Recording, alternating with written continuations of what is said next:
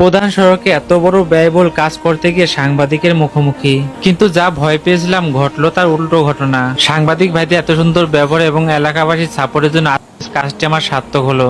আজকের এত বড় কাজটি করাতে স্বেচ্ছাসেবকের অভাব ছিল না। প্রধান সড়কের ভাঙ্গা অংশের পাশেই ছিল ঐতিহাসিক ফুটবল খেলার মাঠ। খেলা ভাঙ্গা অংশের কারণে পথচারী বিভিন্ন বিপদের সম্মুখীন হয়। তাছাড়া এখান থেকে দুটি গাড়ি পাশাপাশি চলাচল করার উপায় ছিল না। তাছাড়া ভাঙ্গা অংশে কয়েকটা গাড়ির চাকা নামানোর সাথে সাথে উল্টে যায়, ফলে দীর্ঘদিন যাবত এই ভাঙ্গা অংশের কারণে পথচারী, গাড়ি চালক এবং স্থানীয় লোকজন দুর্ভোগের শিকার হয়ে আসছে। তাই অনেকের অনুরোধে নিজের খরচ বাঁচিয়ে নিজের করার চেষ্টা করলাম। তবে সবচেয়ে খুশির ব্যাপার ছিল এখানে কাজ করা শুরু করতেই অনেকেই কাজ করার জন্য চলে আসে। এতে আমাদের পরিশ্রম এবং সময় দুটো বেজায়, সাথে কাজটা অনেক ভালো হয়। অনেকদিন পর হয়তো এখানে মানুষের মুখে হাসি দেখলাম, কারণ এখান দিয়ে চলাচলে এতদিনের ভোগান্তি আজ থেকে অবসান ঘটবে। তবে কাজটি আরো বেশি ভালো হতো যদি যদিও সেগুলো পাওয়া সম্ভব না, তাই আমার সাধ্যমতো কাজটি করার চেষ্টা করলাম।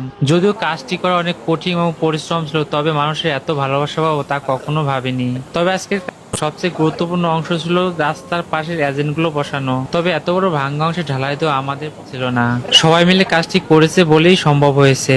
তাই সড়কের নিরাপদ রাখার জন্য এবং দেশ ও দশের ভালোর জন্য যারা এই কাজে অংশগ্রহণ করেছে প্রত্যেককে আমি ধন্যবাদ জানাই। এভাবেই যেন দেশের উন্নয়ন সবাই একসাথে এগিয়ে আসতে পারে, এটাই আমার একমাত্র লক্ষ্য। আমার এই কাজগুলো তখনই সার্থক হবে যখন দেশের সকল নাগরিক এগুলো অনুভব করতে পারবে।